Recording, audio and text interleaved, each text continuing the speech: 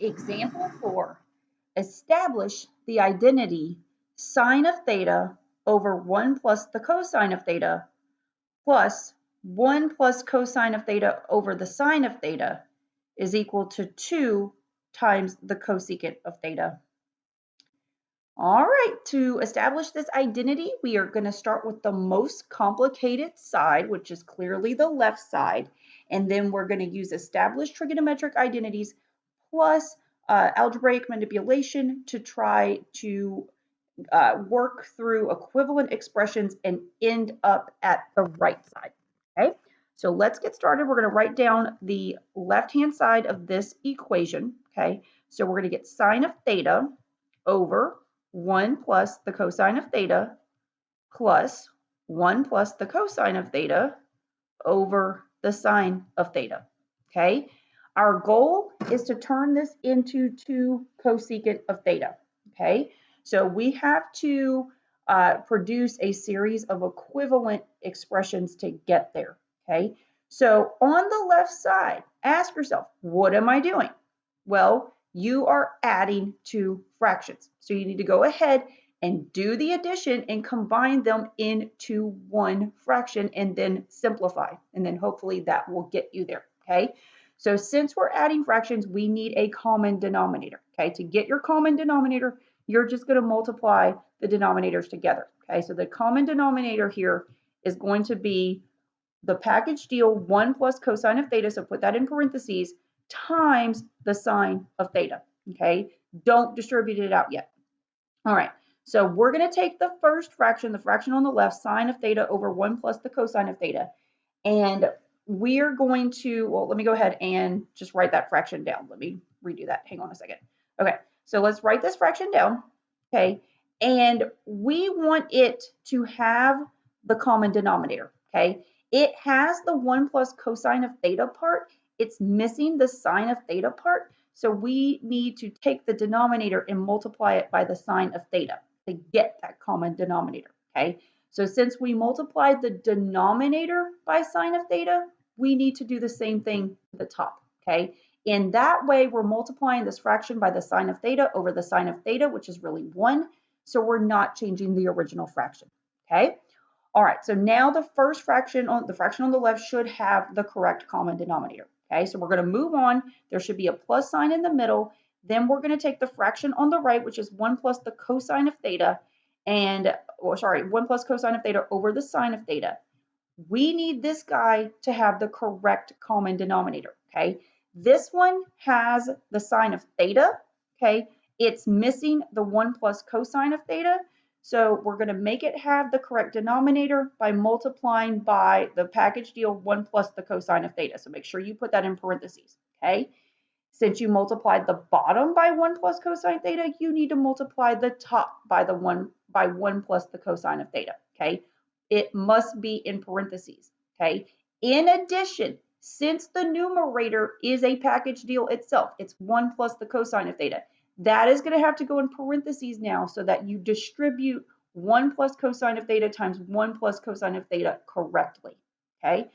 So here's our fraction now, okay? It has the correct common denominator, okay? We are really multiplying this original fraction 1 plus the cosine of theta over the sine of theta by 1 plus cosine of theta over 1 plus cosine of theta. This quantity, 1 plus the cosine of theta divided by the 1 plus the cosine of theta, is really 1. You're dividing something by itself, so you are not changing the original fraction, okay? All right, so now what we have here is we're just going to clean up each fraction individually, okay? This first fraction, I am going to work in the bottom here. I'm not going to multiply it out yet. Don't multiply anything out until you need to, okay? I'm going to go ahead and leave it as 1 plus the cosine of theta times the sine of theta. Okay, you're just going to multiply across the bottom. And now you need to multiply across the top. The sine of theta times the sine of theta is sine squared of theta. Okay, and then we're going to add in the middle. Okay, on the this right fraction, the denominator is sine of theta times 1 plus the cosine of theta. Remember, when you multiply, the order doesn't matter, so I can go ahead and put 1 plus the cosine of theta first and then the sine of theta to make it match this other denominator, okay? And then I've got 1 plus cosine of theta times 1 plus the cosine of theta as the numerator, okay? Just multiply those guys together, okay?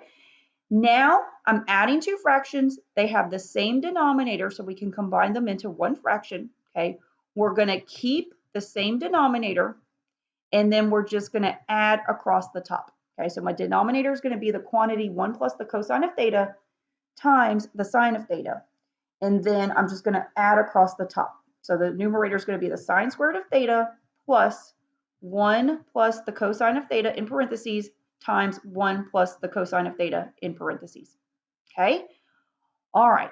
Now, your instinct, what does it tell you to do? Okay, let's work in the top. Let's multiply it out, simplify it, and see where that gets me. Okay, remember the end goal is to achieve 2 times the cosecant of theta. We're not there yet. Okay, all right, so we're going to have sine squared theta plus. Over here, we're going to have to FOIL out 1 plus the cosine of theta times the cosine of theta. Okay, so we're going to multiply the first terms together. 1 times 1 is 1. And then we're going to multiply the outer terms together. So 1 times the cosine of theta is going to give us cosine of theta. So we're going to add that.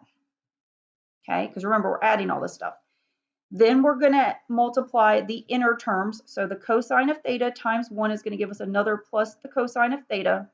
Okay, and then we're going to multiply the last terms. Okay, so the cosine of theta times the cosine of theta is going to give us plus cosine squared of theta.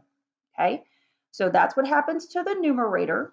Okay, I'm going to leave the denominator alone. Okay, again, don't multiply it out until you're forced to.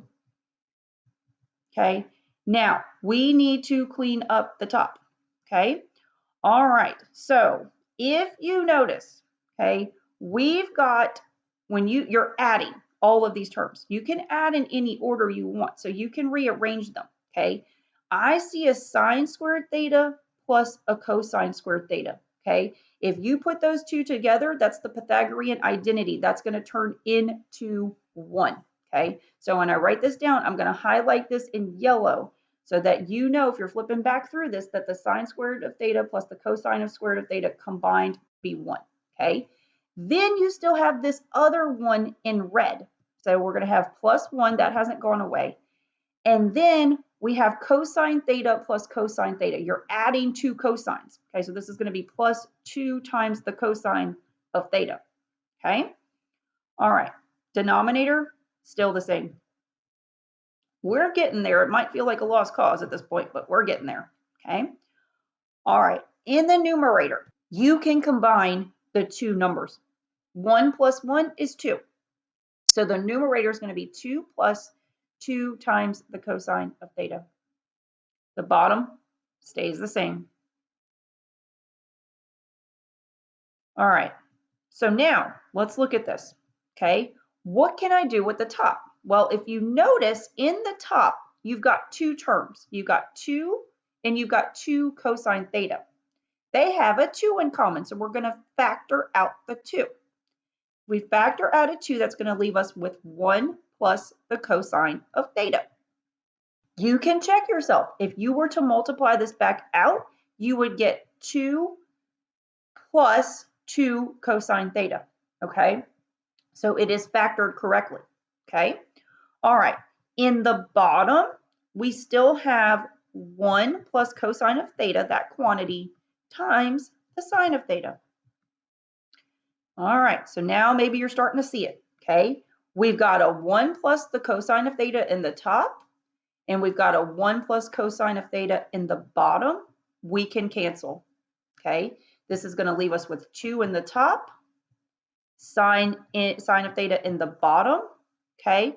If this is really going to be 2 over 1 times 1 over the sine of theta, you can certainly skip this step, but if it helps you see it, then write this down, okay? If you multiply these fractions out, you get this fraction right here, okay? You multiply across the top, 2 times 1 is 2, 1 times sine theta is sine theta, okay? So then you're going to get, and I'm running out of room here, so I'm just going to write it out to the side, okay?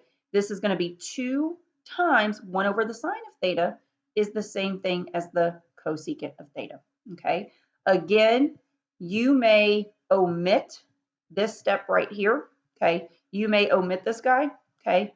I just wrote it out in case you didn't see it. You may go from 2 over the sine of theta straight to over here, okay? All right, this is our goal. Okay, we have achieved 2 times the cosine of theta. You can go up, scroll up, and see that's the right side. That's what we were trying to get. Okay, so we are done. We have verified the identity here. So again, all we did was we started with the most complicated side of the equation. Okay, that is the left side. We realized we were adding fractions. So we got a common denominator and we added those fractions. We combined them into one. And then we had to use some algebraic manipulation.